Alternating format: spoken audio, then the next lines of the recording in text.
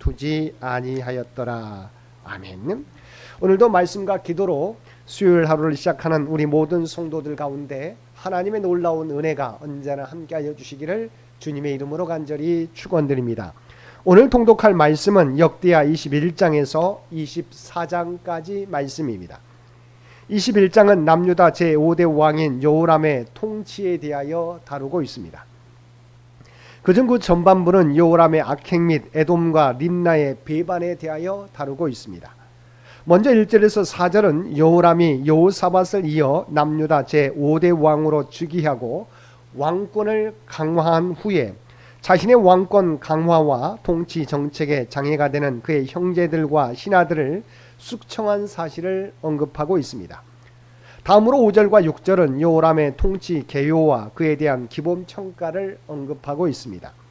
7절은 여호람의 악행에도 불구하고 하나님께서 다윗 언약으로 말미암아 남유다의 멸망을 유보하셨음을 언급하고 있습니다.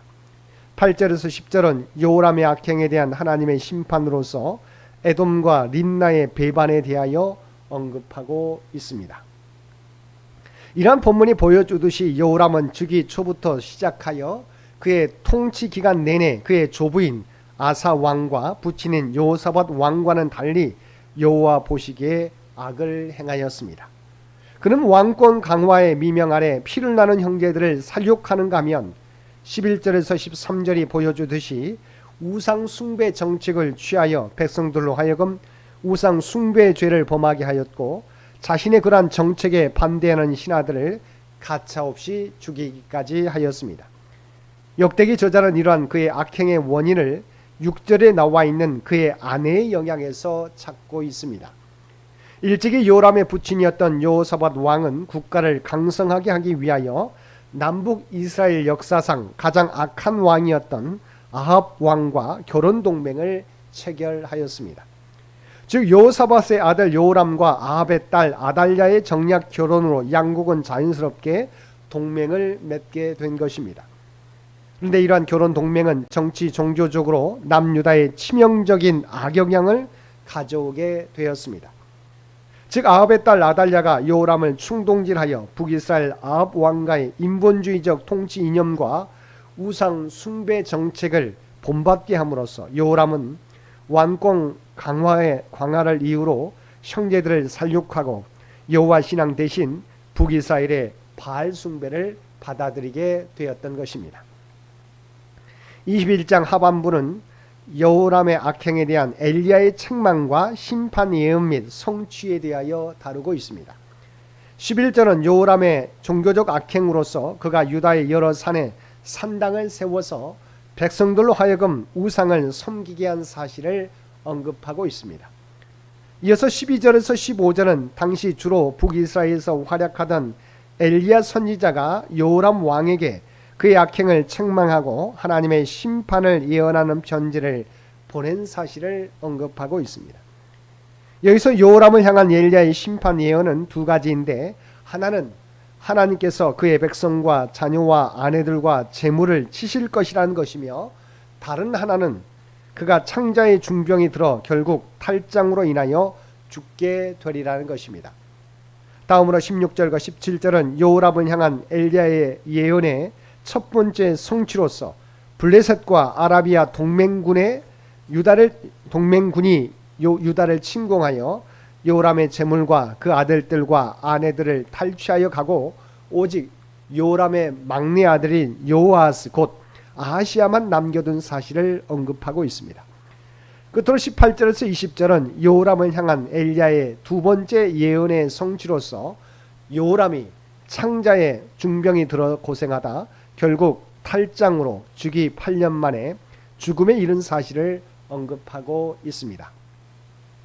이러한 본문은 하나님 앞에서 악을 행하는 자는 결코 하나님의 심판을 피할 수 없다는 가장 원론적인 교훈을 우리에게 전해주고 있는데, 저자는 하나님께서 여호람의 가문을 치시면서도 그의 막내 아들만을 남겨두셨음을 언급함으로써 다윗 언약을 지키시는 하나님의 신실하심을 강조하고 있습니다. 한편 엘리야가 북이스라엘에서 활약한 선지자였음에도 불구하고 남유다의 여호람에게까지 편지를 보내어 그에 대한 예언을 한 것은 요람이 엘리야의 주 예언의 대상이었던 아합의 가문과 밀접한 연관을 맺고 있었기 때문이며, 나아가 하나님의 선지자의 활동은 지역에 얽매이지 않기 때문입니다. 24장은 남유다 제8대 왕 요아스의 통치 개요와 성전 보수 사역에 대하여 다루고 있습니다.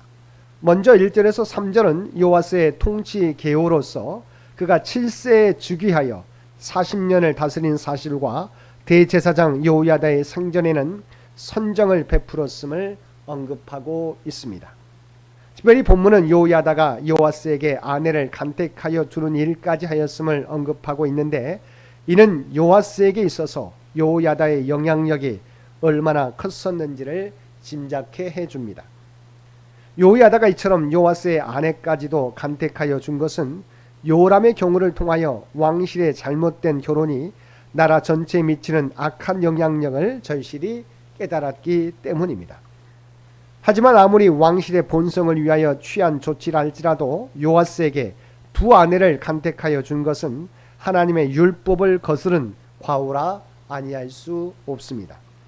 또 그가 지나치게 왕의 일에 간섭함으로써 왕으로 하여금 그에게 반발심을 갖고 그의 사후에 그가 세운 일단의 정책들을 거부하게 한 것도 하나의 과오라 할 수 있습니다. 다음으로 4절에서 14절은 요아스가 여호람, 아하시아, 아달랴 시대를 거치면서 퇴락한 성전의 보수 계획을 세우고 율법에 규정된 성전세를 거두어 그곳으로 성전의 퇴락한 부분을 보수하고 성전 기물을 제작한 사실을 언급하고 있습니다. 이어서 요아스의 성전 보수가 언제 이루어졌는지 구체적으로 알기는 어렵습니다.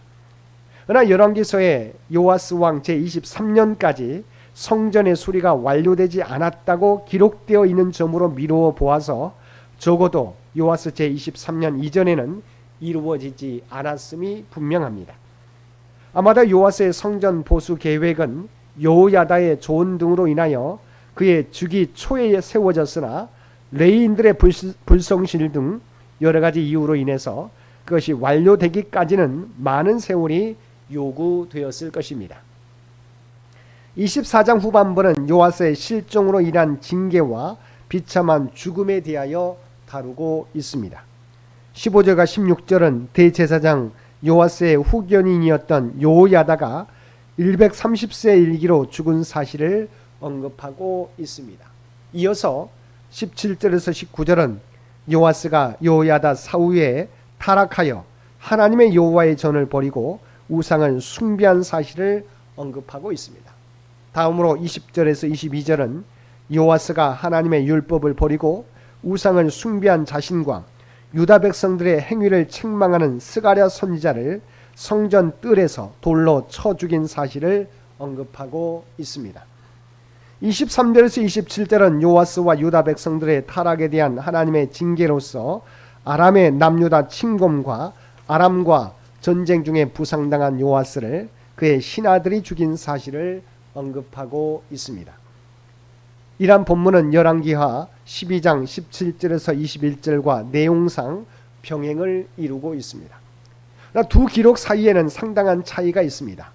즉 열왕기하에서는 요아스의 타락 사실과 그가 죽음에 이르게 된 과정을 생략하고 단지 아람의 침공과 그의 시해 사건만을 기록하고 있는 반면에 본문에서는 요아스의 타락과 그에 대한 하나님의 징계로서의 아람의 침공, 요아스가 부상을 입고 시해당하기까지의 과정을 비교적 상세하게 언급하고 있습니다.